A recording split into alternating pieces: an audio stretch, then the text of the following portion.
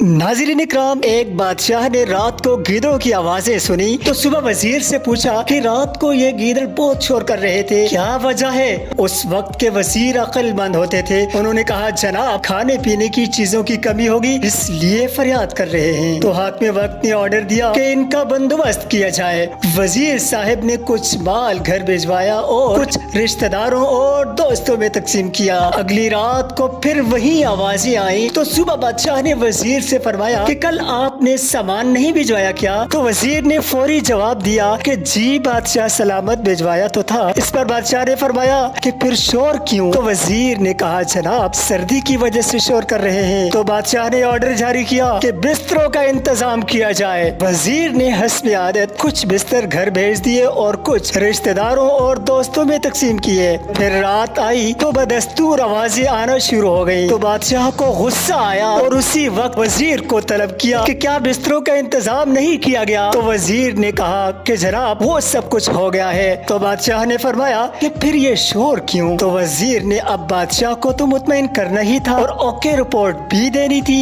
तो वो बाहर गया कि पता करके आता हूँ। वजीर जब वापस आया तो मुस्कुराहट लबों पर सजाए आदाब अर्ज किया कि बादशाह सलामत ये शोर नहीं कर रहे बल्कि आपका शुक्रिया अदा कर रहे हैं और रोजाना करते रहेंगे। बादशाह सलामत ये सुन के बहुत खुश हुआ और वजीर को इनाम से भी नवाजा।